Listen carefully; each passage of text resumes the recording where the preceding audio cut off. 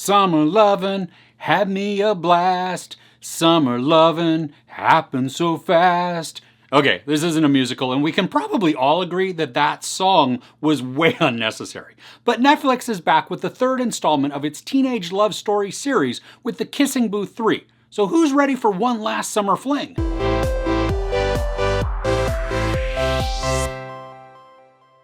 Determined to make the most of her final summer before college, Elle plans the ultimate bucket list as she navigates what comes next with Noah and Lee. Joey King, Joel Courtney, and Jacob Elordi reprise their roles as Elle, Lee, and Noah respectively. Now you pretty much know what you're in for when you sit down to one of these teenage romance movies.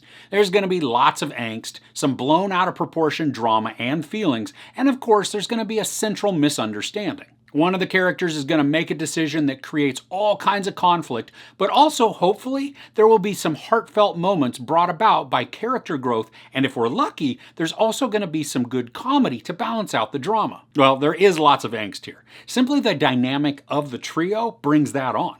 And surprisingly, not all of the angstiness really got to me. I mean, sure, sometimes it got a little much, but there were portions that felt genuine as Elle decides to keep some information secret, which then leads to conflict and pressures later on. The beginning of the movie is a bit frenetic as it gives us this fast montage to catch us up and bring us into the present. Sometimes the scenes are very obviously green screened, and the pace is so quick that I had a little bit of a tough time keeping up with what was being narrated as I took in all the imagery. It did work, though, to quickly set the stage for where we rejoin the characters. Now, I still enjoy the narration from Elle as we're let into her head. It's kind of a fourth wall breaking without the character looking into the camera to acknowledge our presence. And there are many times throughout this that the characters act like spoiled children.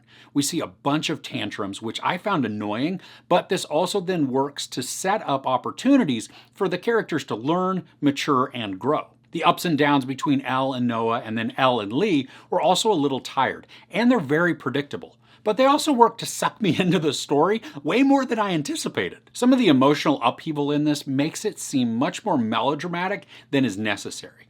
I think it's fairly relatable though as we watch Elle pile on the responsibilities and then struggle to maintain her ability to fulfill them all. That mounting pressure and stress resonated and made me feel for her, even though many of the pressures were self-induced. There are also character complications that work to increase the drama. The dynamic with the resurgence of both Marco and Chloe adds some decent conflict. And I especially like the interactions Elle has with character Chloe.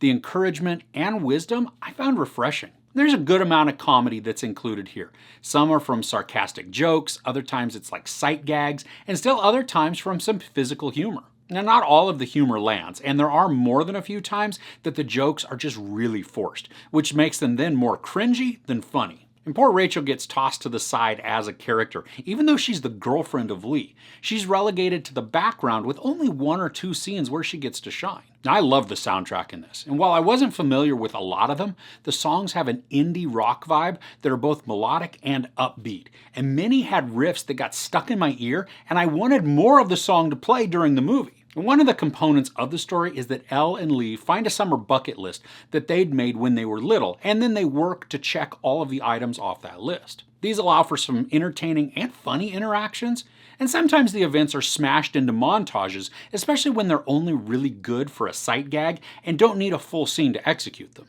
But there are other times where a full scene is needed, and then they fit well. And my favorite item on the list was a go-kart race. It was totally unexpected, and it ended up being my favorite part of the whole movie. It's not deep, but it was a lot of fun. Now, the movie feels longer than it needs to be. It's an hour and 52 minutes, and there was a point where I thought the conclusion was happening, and then there was probably at least 15 more minutes to go. Some areas are a bit repetitive, even though they still reinforce the conflict that Elle is experiencing.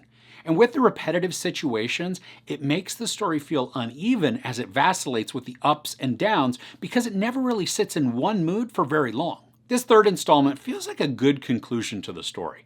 I don't think that there's more story to really tell that wouldn't feel absolutely forced. Overall, this is a fun buddy movie with some drama that's blown out of proportion and comedy that both hits and misses. It's also a little too long, but despite all this, the charisma of the characters and the friendliness of the story hooked me in, and they kept me engaged as I needed to find out how the story was going to resolve. There's sex, no nudity, some profanity, and some violence. I give The Kissing Booth 3 out of 5 couches. Are you a fan of the series? Who's your favorite character? I'd love to know in the comments below.